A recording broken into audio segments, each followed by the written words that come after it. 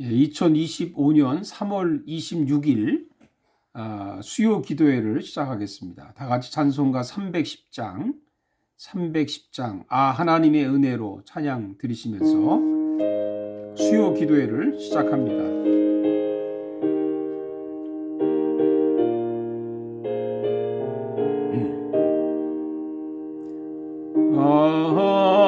하나님의 은혜로 있을 데 없는 자 왜 구속하여 주는지 난 알 수 없도다.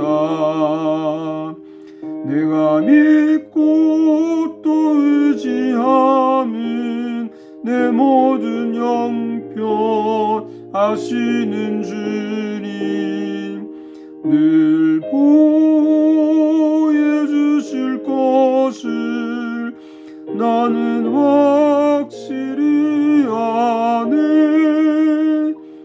왜 내게 그새 믿음과 또 복음 주셔서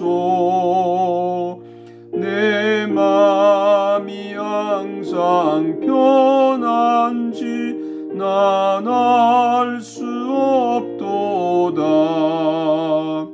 내가 믿고 또 의지하는 내 모든 형편 아시는 주님 늘 보여주실 것을 나는 확실히 아네. 왜 내게 성령 주셔서 내 마음 감동해 주 예수 믿게 하는지 난 알 수 없도다. 내가 믿고 또 의지하는 내 모든 형편 아시는 주님 늘 보호해 주실 것을 나는 확실히 아네.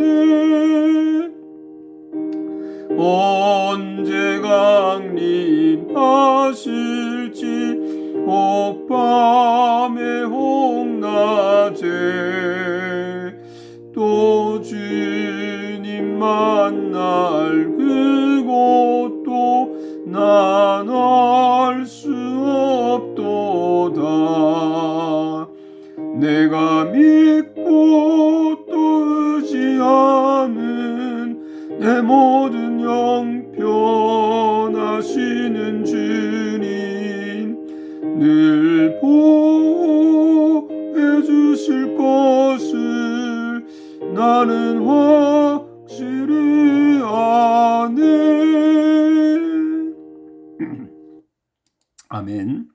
오늘 주신 하나님 말씀은 누가복음 15장 25절에서 32절까지 보겠습니다.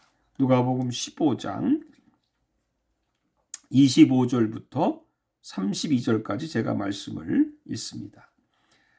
맏 아들은 밭에 있다가 돌아와 집에 가까이 왔을 때에 풍악과 춤추는 소리를 듣고 한 종을 불러 이 무슨 일인가 물은데 대답하되 당신의 동생이 돌아왔음에 당신의 아버지가 건강한 그를 다시 맞아들이게 됨으로 인하여 살진 송아지를 잡았나이다 하니 그가 노하여 들어가고자 하지 아니하거늘 아버지가 나와서 권한대 아버지께 대답하여 이르되 내가 여러 해 아버지를 섬겨 명을 어김이 없거늘 내게는 염소 새끼라도 주어 나와 내 벗으로 즐기게 하신 일이 없더니 아버지의 살림을 창녀들과 함께 삼켜버린 이 아들이 돌아오매 이를 위하여 살진 송아지를 잡으셨나이다. 아버지가 이르되 예 너는 항상 나와 함께 있으니 내 것이 다 내 것이로되 이 내 동생은 죽었다가 살아났으며 내가 잃었다가 얻었기로 우리가 즐거워하고 기뻐하는 것이 마땅하다 하니라. 아멘. 사랑하는 여러분들 평안하셨습니까? 오늘은 수요 기도회를 맞이해서 누가복음 15장 11절부터 32절의 말씀을 통해서 교회 안의 탕자, 교회 안의 탕자라는 제목으로 말씀을 드리겠습니다. 누가복음 15장에는 세 개의 비유가 있죠. 그 중에 마지막 이야기가 우리가 잘 아는 탕자 이야기입니다. 물론 탕자 이야기의 주인공은 둘째 아들입니다. 그런데 사실은요, 맏아들도 탕자입니다. 둘째 아들을 교회 밖의 탕자라고 부른다면 맏아들은 교회 안의 탕자라고 부를 수 있습니다. 그래서 오늘은 둘째 아들보다 맏아들 이야기를 좀 하려고 합니다. 도대체 왜 맏아들이 교회 안의 탕자일까요? 집을 나가서 방탕하게 살다가 돌아온 동생은 누가 보아도 탕자입니다. 그러나 집에서 살았던 형은 누가 보아도 착실한 사람이지 않습니까? 탕자라고 부를 수 없는 사람입니다. 거기에 몇 가지 증거가 있죠. 첫째는 매일 성실하게 일했습니다.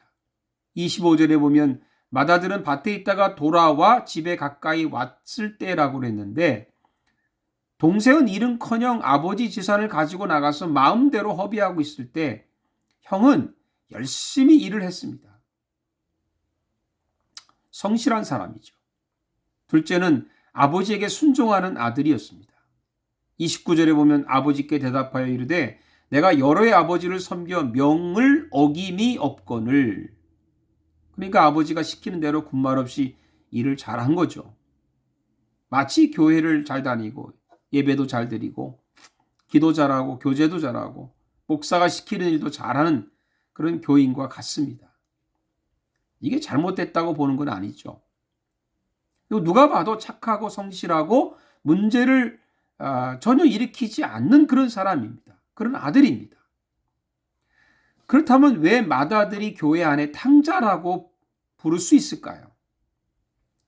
이것도 몇 가지 증거가 있습니다. 첫째는 내면에 분노가 있습니다.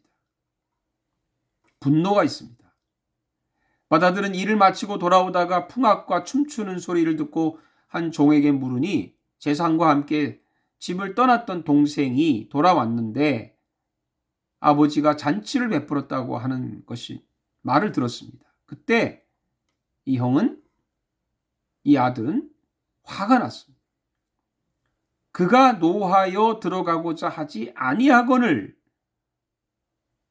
왜 화가 났을까요? 동생이 돌아온 것을 기뻐하지 않기 때문입니다.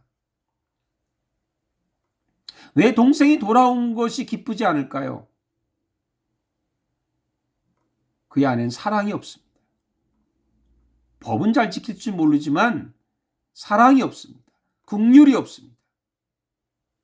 이런 사람은요, 남이 잘 되는 거 기뻐하지 않습니다. 심지어 내 형제가 나보다 잘 되는 것도 기뻐하지 않습니다. 누가 실패했다고 하면은 같이 울어줄 수는 있어도 실패해서 성공했다고 하면 같이 즐거워하지는 않습니다. 이 형은 나는 못된 이 동생과는 다르다 하는 우월감으로 살았을 겁니다. 어떻게 저 못된 동생에게를 위해서 잔치를 아버지가 베풀 수 있느냐? 그런 분노가 가득 찬 겁니다. 감추어진 분노죠. 늘 동생에게 화가 나 있었던 사람입니다. 늘 아버지에게도 화가 나 있었던 사람입니다. 근데 감추고 사는 거죠. 어떻게 아버지가 저런 동생을 다시 받아주고 잔치를 베푸는 게 용납되지 않았던 사람이에요. 교회 안에는 이런 사람 많습니다. 겉으로는 겸손하고 온유하지만 속에는 분노를 가지고 교회를 섬기는 사람들이 있다라고 하는 겁니다. 기억해야 합니다. 이런 사람이 교회 안에 탕자입니다. 하나님의 사랑이 필요한 사람이죠. 은혜가 필요한 사람이죠. 그런데 자신은 사랑도 은혜가 필요 없다고 생각하는 거예요. 여러분, 사랑을 받은 사람이 사랑을 줄 수 있다는 말을 들은 적이 있죠? 교회를 다니면서도 예배, 기도, 봉사 잘하는데 진정한 은혜를 체험해 본 적이 없는 사람입니다. 이런 사람이 적지 않습니다. 여러분, 은혜를 받아야 분노를 버릴 수 있습니다. 예수님은 십자가의 정과 욕심을 못 박았다고 하지 않았습니까? 우리가 정말 예수 그리스도를 믿고 십자가를 믿는다면 내 안에 가지고 있는 내면의 분노까지 십자가에 못 박아야 될 줄로 믿습니다. 둘째는 아버지에게 순종하는 척을 했습니다. 아까는 아버지께 순종하는 아들이라고 그랬죠? 근데 이것은 사실은 순종하는 척 한 겁니다. 아버지가 동생을 위해 잔치에 들어오라고 하자 이렇게 말합니다. 29절과 30절에 내가 여러 해 아버지를 섬겨 명이 없고 어김이 없거늘 내게는 염소 새끼라도 주어 나와 내 벗으로 즐기게 하신 일이 없더니 아버지의 살림을 창녀들과 함께 삼켜버린 이 아들이 돌아오매 이를 위하여 살진 송아지를 잡으셨나이다. 맏아들은 아버지의 명령을 어긴 일이 없다고 말합니다. 정말 진짜 순종했다면 동생 잔치에 들어오라는 명령도 순종해야 옳지요. 근데 그는 거절했습니다. 왜 그랬을까요? 사실은요, 재산에 대한 욕심이에요. 물욕이 있어요. 심한 탐욕이 있습니다. 이것도 감추어진 욕심입니다. 순종해야 아버지가 죽으면 아버지의 재산이 자신의 재산이 되지 않습니까? 그러니까 아버지가 죽을 때까지만 순종하는 척을 하는 것이죠. 그런데 동생이 다시 돌아왔습니다. 아버지께 받은 재산을 다 허비하고 빈손으로 돌아왔는데 그렇게 되면 자신의 재산에 손실이 올 수 있다라고 계산을 한 거죠. 이 형은 계산이 아주 빠른 아들입니다. 우리 주변에 보면 계산이 빠른 사람들이 있죠. 손실과 이득을 빨리 계산하는 사람들. 여러분, 다 참아도요, 돈 앞에서는 본심이 나오는 것입니다. 아버지가 내 재산이 다 너의 재산이라고 그렇게 말을 해줘도 믿지를 않습니다. 맏아들은 아버지를 존중하지도 사랑하지도 않은 사람입니다. 존중하는 척, 사랑하는 척 한 거죠. 그냥 돈 때문에 일을 한 아들입니다. 이런 사람을 교회 안에 탕자라고 부릅니다. 우리 주변에 많습니다. 축복받으려고 순종하는 척을 합니다. 돈 때문에, 자신의 이익 때문에 겸손한 척, 충성하는 척, 자신의 본심을 감추고 교회를 섬기는 사람들이 적지 않습니다. 꼭 기억하십시오. 나는 어떤 사람인가? 교회 밖에 탕자라면 당연히 회개하고 돌아와야 합니다. 그러나요, 교회 안에 탕자는 어떻게 돌아와야 할까요? 단순히 회개하면 될까요? 너무 힘든 사람입니다. 흠이 없어 보이는 사람일수록, 자신이 흠이 없다라고 생각하는 사람일수록 회개가 어렵습니다. 여기 아버지는 하나님의 모형이죠. 아버지는 무한한 은혜를 베푸십니다. 무한한 사랑을 베푸십니다. 교회 밖의 탕자는 어떻게 해야 아버지께로 돌아갈 수 있습니까? 자신의 의의를 내려놓고 은혜의 자리에 나와야 합니다. 내 의의가 너무 커서, 내 공로가 너무 커서, 내 자신의 욕심이 너무 커서 주님이 필요 없게 된, 주님이 필요 없다라고 말은 하지 않지만 사실은 주님이 필요 없이 살아가는, 그렇게 신앙생활하는 그 죄를 회개해야 합니다.